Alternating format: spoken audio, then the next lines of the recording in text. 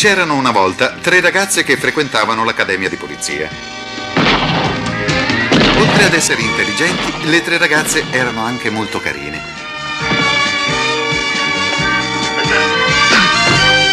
A tutte e 3 venivano assegnati compiti difficili, a volte rischiosi.